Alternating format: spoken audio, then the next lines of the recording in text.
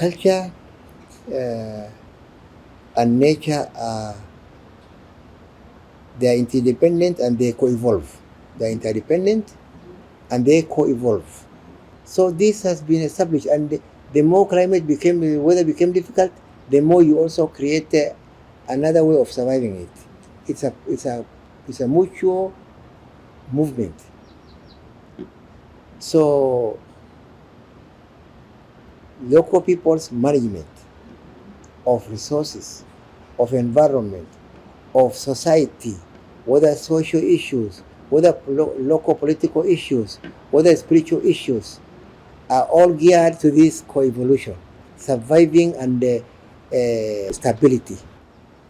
That ability to survive repeated hazard is resilience.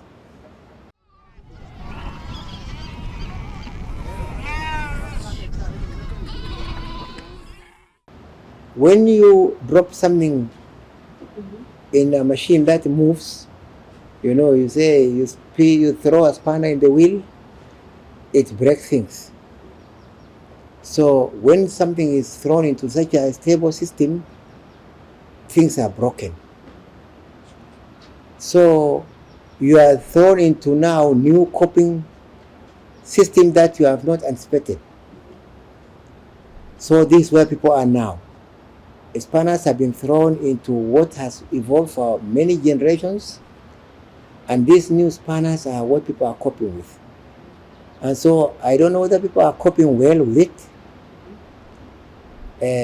I can tell you, for example, our elders have been disempowered by the younger people who are nominated or elected to become leaders. They have taken power from them.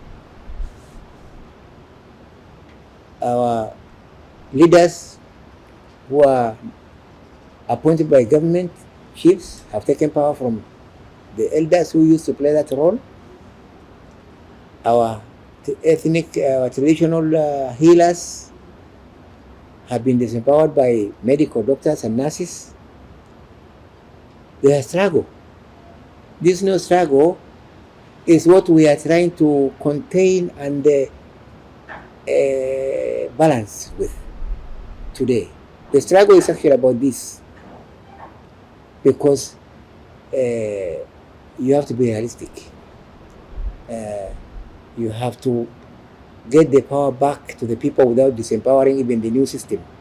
It's about power sharing, really, in the end. Another devolution that recognize elders and give them a seat at the table.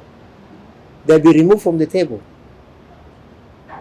That the traditional birth attendants who are here in the bush here, they are given a place at the table.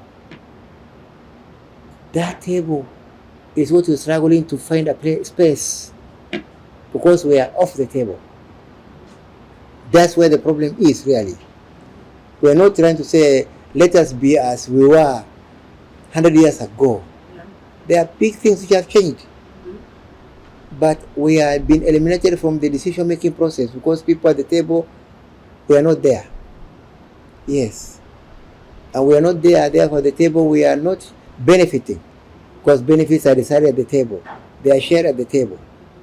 But we need to really, as a country, as a people, learn not to disempower other people. To learn devolution. We have done it at a national level. Yeah, we devolve things. Yeah, that the MCAs should share power with elders, with traditional leaders. Yeah, and that power is defined. It is defined so that they know their roles and responsibilities. The Gabra people, at every 15 years, they elect leaders. You elect a leader whose village has already a leader, the member of county assembly. Yeah. So a leader is elected after 15 years. He comes here with his Ororo, but MCA is his boss, a young man or young woman. And so how do you treat this person? who is elected by the entire society, and he has come there, but he is not recognized. He doesn't sit at the table. He doesn't exist in the formula. This is what we're struggling to do. It's a struggle people are now having with the conservation of nature. Yeah. Who protects elephants? To whom do elephants belong? And who cares for it? And so it's actually now roaming around helpless. So we create bond, we have friendship between communities. Older generation, they have been now wired to think differently, but we are targeting young children, younger people, that the future is different, and they are the ones who make the future different. So we get the younger people together, school children of neighboring communities to come here. They camp together, they trek together, they go field work together, they learn together, they play together, and they debate. They debate on issues that are also about conflict, about love and peace, and about unity, and about land, about survival.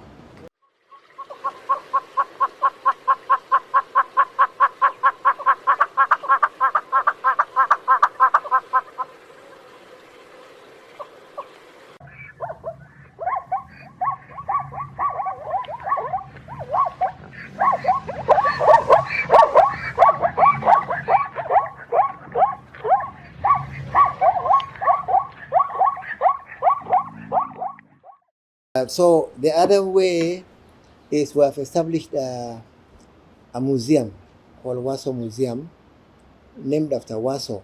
Waso is this river, is called Wasonyiro River. This region is called Waso.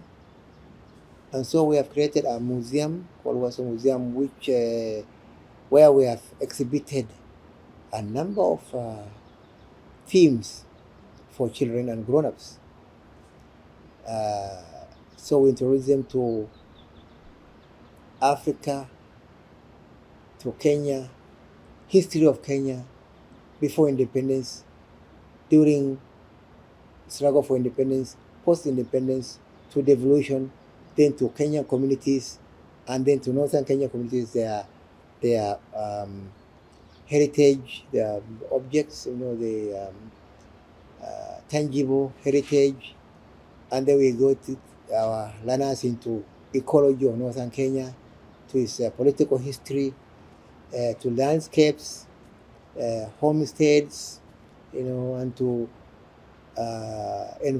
knowledge of environment, to water management, to milk management, meat management, food acquisition, all the way to climate, to weather, to climate, knowledge about weather. We have created a weather station, mini weather station here. And then we go into climate change, and then to what we do practically here with children, our publications and our work with children, and then to biodiversity, because as you know, culture and nature are completely connected. You cannot separate them from one another. They're interdependent. Culture is dependent on nature. You cannot have ceremonies without living things. And then we have a section on now threats to our both biological and cultural heritage, so that people can think about it. So this is what we have done, and we are hoping that this can be replicated for other remaining 14 communities, so that because there isn't much written, we don't have much written in our languages here. This is a summary, a visual of a journey that gives children a panoramic view of our knowledge and our practices.